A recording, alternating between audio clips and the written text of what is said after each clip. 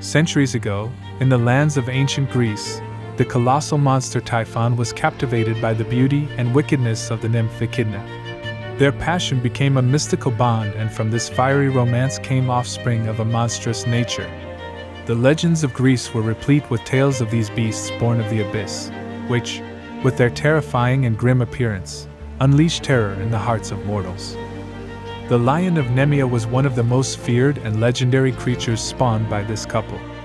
When Echidna gave birth to this imposing being, circumstances dictated that she could not care for him, as an ancient agreement with the goddess Hera prevented her from doing so. Without delay, Typhon and Echidna entrusted the newborn lion to Hera's care, allowing the goddess to decide its future. Hera, with curiosity and affection, took the young lion into her arms and cared for it with the motherly love that only a goddess could offer.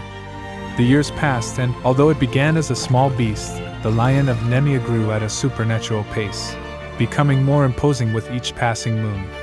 The goddess, contemplating the lion and its destructive potential, was at a crossroads as to what fate she should bestow upon it.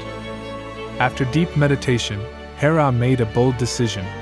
Despite recognizing that the lion could wreak havoc with its mere presence, she decided to release it into vast open fields, confident it would find its way. Guiding the majestic beast, Hera led the lion into the vast plains of Nemea, a place that would be a haven and where an abundance of food would never be a concern. Once they reached the vastness of the lands, Hera, with a deep and loving gaze, entrusted the lion with the promise of a life filled with freedom, with the vastness of the forest as his eternal feast. Driven by an inner ardor, the lion raced across the green mantle that spread before him, unleashing his most primal nature, hunting with vigor and voracity that would surprise even the most cunning animals in the kingdom. His voracity was unparalleled. Though surrounded by natural riches, the lion's appetite seemed insatiable. It didn't take long for stories about this formidable predator to flood the streets of Nemea. On every street corner, in every home, there were whispers of a monster roaming the forest, a beast of colossal proportions. Some saw it as a mere embodiment of the wild spirit of the forest, but to others, it was a tangible threat, a presence lurking in the shadows, waiting for the right moment to strike. Such tales grew darker with each telling, describing brave men who, venturing into the wilderness, were ambushed and consumed by this untamed creature. Fear gripped the city. Not only did the lion revel in hunting in the forest, but his forays took him into the plains, ravaging herds and confronting anyone bold or reckless enough to challenge him. This wave of terror was so intense that not only humans, but wildlife as well, began to desert Nemea, seeking refuge away from the clutches of the fearsome beast. Exhausted and distressed by the constant fear that hovered over the city, a group of brave peasants and skilled hunters decided to act. Aware of the urgency of the situation, they convened an assembly under the cover of a starless night, determined to put an end to the reign of terror of the Nemean Lion, a creature whose tales of attack in the forests had become all too common. Under the dim torchlight, with their hearts burning with passion and a yearning for justice, they planned how to confront the beast. That very night, they equipped themselves with their most lethal weapons, sharp spears, deadly arrows, and glowing torches, hoping to track and hunt down the ferocious animal. The night felt eternal as they scoured every corner of the forest, following every clue and every rumor of the lion's location. Finally, in the distance, the lion's silhouette emerged, resting peacefully under the moon. The sight of it there, so vulnerable, intensified the ardor of the hunters, who, in a show of courage and rage, screamed and pounced on the creature. The deep, chilling roar with which the lion awoke echoed through the thicket of the forest, chilling the blood of the approaching braves. As the distance between them diminished, the peasants threw their weapons with all their might, hoping to wound the beast. To their horror, however, none of their weapons seemed to make a dent in the lion's imposing hide. Spears deflected and arrows ricocheted as if hitting an invisible wall. Although they valiantly attempted to use fire to intimidate the beast, it showed no fear.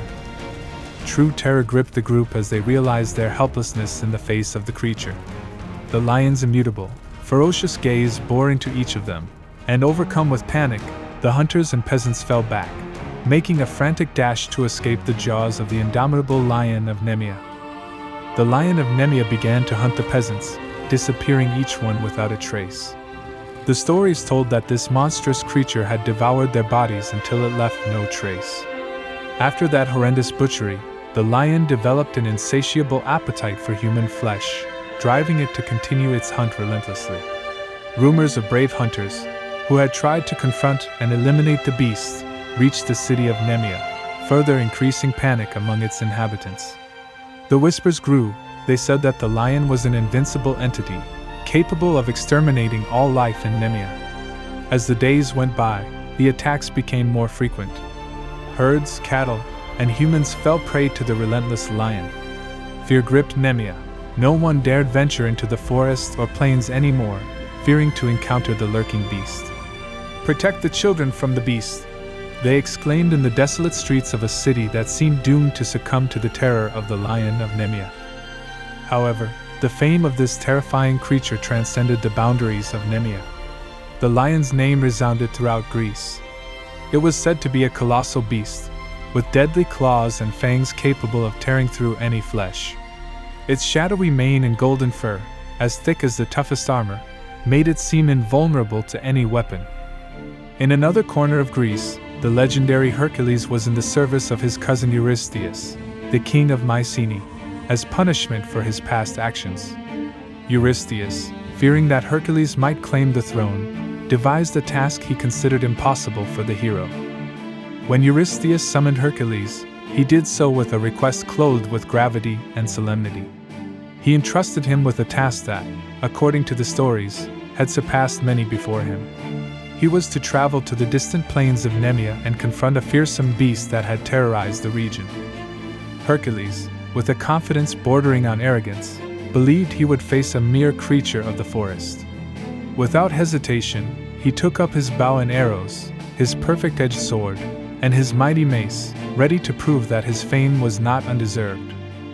Arriving in Nemea, Hercules wandered into the dense forests, watching for any sign that would give away the creature's presence.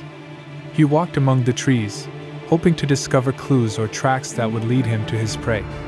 But as days turned to nights and nights turned to days, he found no trace of the beast. One morning, as he ascended a mountain, the silhouette of a majestic lion caught his eye in the distance. Cautiously and patiently, Hercules decided to follow the animal, hoping it would lead him to its den. His intuition did not fail him, as the lion finally entered a vast cave that was undoubtedly his refuge. Hercules knew that a confrontation was imminent and prepared himself for the challenge ahead. Under the shade of the trees surrounding the cave entrance, Hercules cautiously observed the lion's hideout. Knowing that the most propitious time to confront the beast would be during his sleep, he chose to wait in silence until twilight settled over the forest.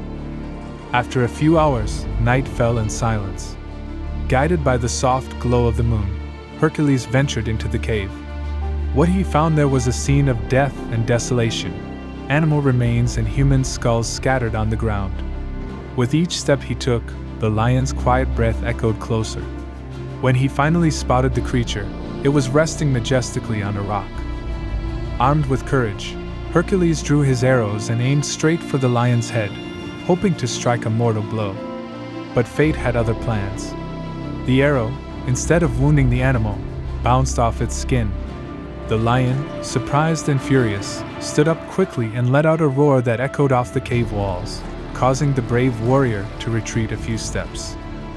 Hercules, despite his surprise, continued to fire arrow after arrow, but each one shattered as it touched the beast's tough hide.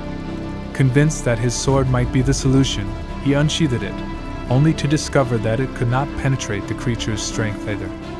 Faced with the Nemean Lion's imposing resistance, Hercules decided he needed to rethink his strategy, and, taking advantage of the animal's carelessness, escaped from the cave.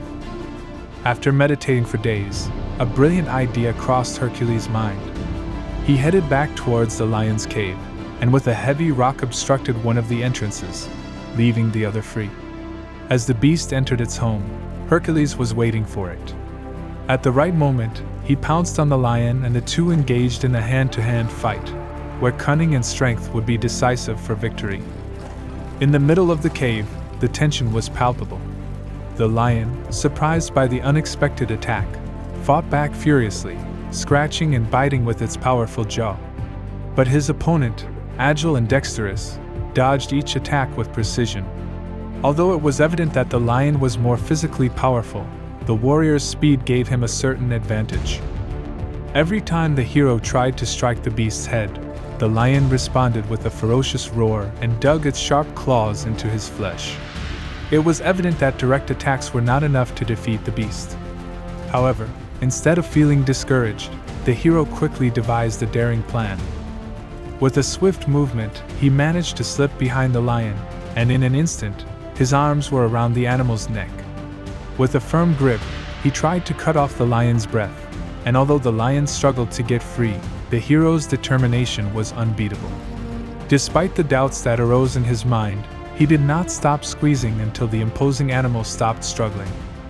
The warrior had succeeded in defeating the feared lion of Nemea using his cunning and brute strength.